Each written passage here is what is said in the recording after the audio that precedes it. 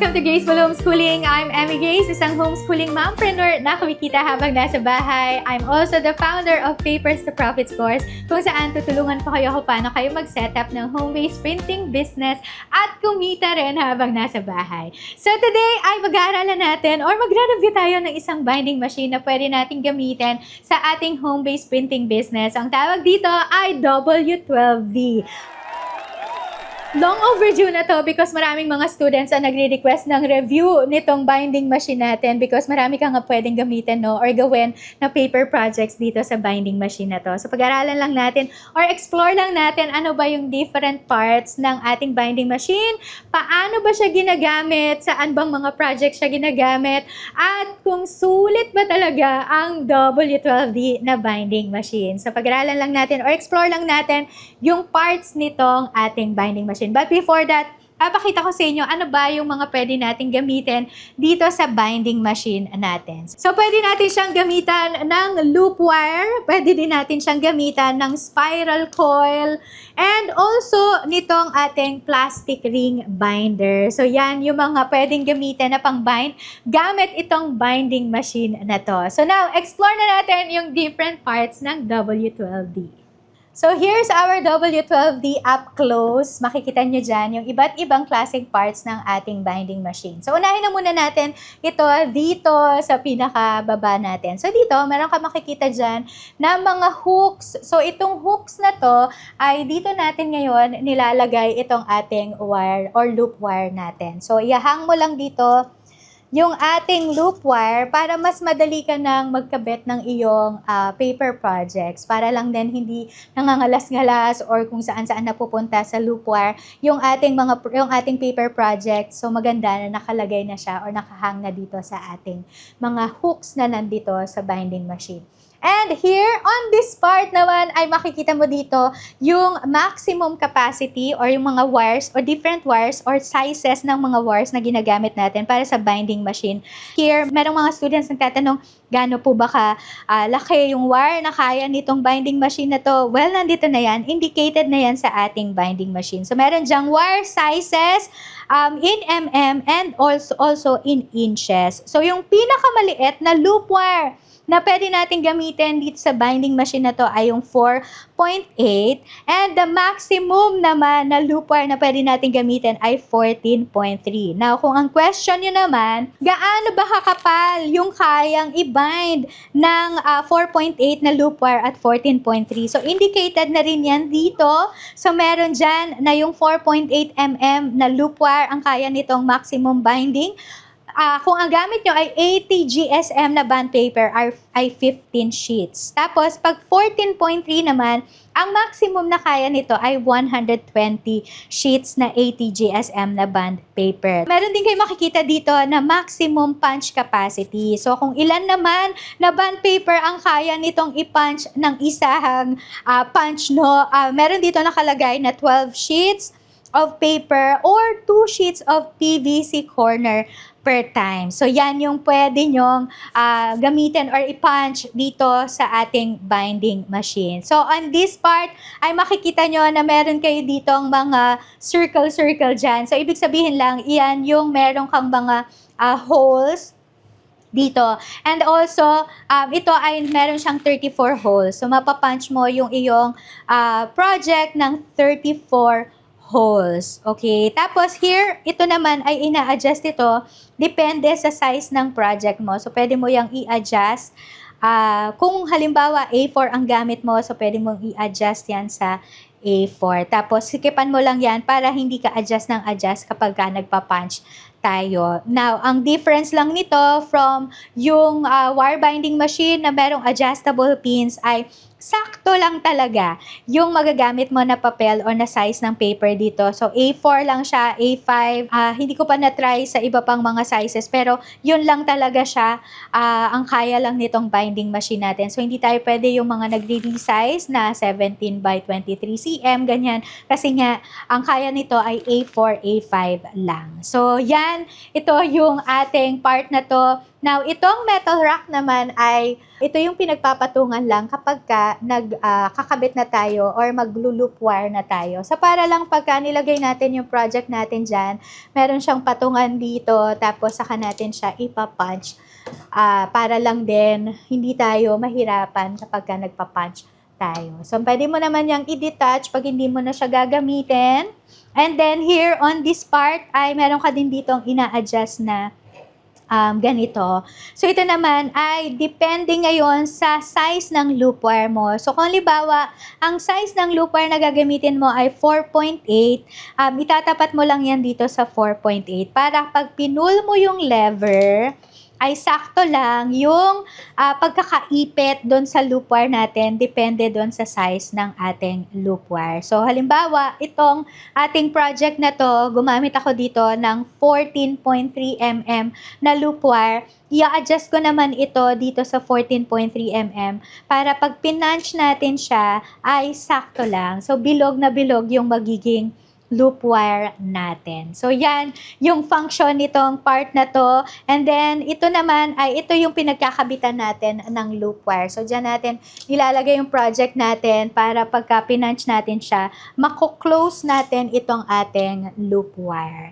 Now, ito meron din ditong side or meron din ditong part ng ating binding machine. So, ito naman ay hinihila din, pinupush and pinupull yan. Tapos, meron kayong makikita dyan na mga sizes. Like, for example, 6.5, 4.5, and 2.5 mm.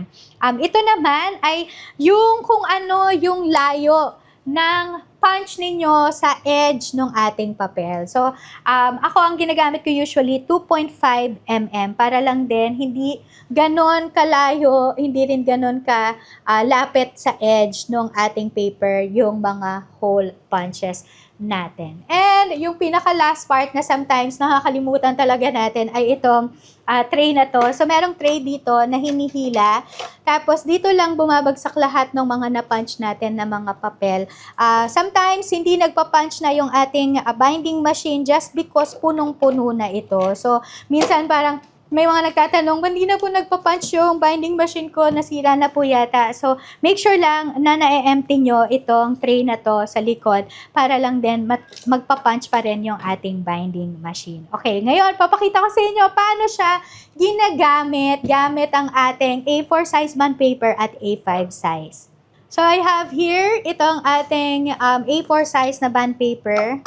So, ngayon, ang gagawin mo ay itatapat mo lang ito dito sa pinaka A4 and make sure lang na yung pinaka-edge ng papel mo ay ilatapat mo din doon sa A4 and then saka mo ipupull itong ating lever. And ito yung itsura niya. So, yan yung itsura din nung ang edge niya ay 2.5 mm. So, now, itry naman natin na i-pull itong ating lever na nandito. Gawin naman natin siyang 6.5 and let's see kung gaano ka layo yung edge ng ating holes doon sa ating paper. Yan. So, makita niyo yung difference, di ba? So, yan yung difference ng space natin na 6.5 and then 2.5. So, pwede din naman kayong gumamit ng 4.5. So, malayo-layo din yon compared dito sa ating 2.5 pero not unlike this 6.5 mm. Now, itry naman natin yan with our A5 size na paper. So, I have here my goals. Ayan. Ang gagawin mo lang ay since yung A4 at yung A5, pagka-size lang yan halos, pinaliit lang yung A5 na A4. Doon mo din siya itatapat sa pinaka-A4. Tapos, ipapunch mo lang. Make sure nakasagad din siya doon sa pinakadulo. And then, ito naman, yung 4.5. Yan. Na layo ng holes doon sa ating edge ng ating paper. Ngayon, gawin naman natin ito for the A5 size ulit, pero dito naman. So, instead na dito natin siya ipapunch, dito naman natin siya ipapunch sa pinakataas niya. So, ganun ulit. Magtatansya lang tayo dito sa ating paper. And then, pasok lang natin. Tapos, ipapunch natin siya. So, there you go. Yan ang ating mga pinunch na mga holes gamit yung ating binding machine. So, yan, yung ating W12D na binding machine, yon yung different parts ng binding machine natin, and also kung paano natin siya pwedeng i-maximize, no, at gamitin as we start our home-based printing business. Now, kung tatanungin nyo ako kung sulit ba na magkaroon ng ganitong binding machine, yes, my answer is yes. Kung ikaw ay beginner pa lang or nagsisimula ka pa lang sa home-based printing business, it's because pwede mo siyang gamitin sa loop wire, sa spiral coil, at even dito sa ating plastic ring binder. Pero halimbawa, kumikita na yung business mo, no, I encourage you na mag-scale up ka naman doon sa wire binding machine na meron na siyang adjustable pins. By the way, meron akong video na ginawa about review naman ng mga ganitong binding machines, no. Meron akong dalawa, which is yung W20A at W25A. So kung gusto nyo makita yan, ilalagay ko yung links nito down in the description box. So, yan yung review natin ng W12M. So, I hope naging helpful ito para sa inyo, lalo na dun sa mga nagtatanong noon na nasa ng review natin ng W12D.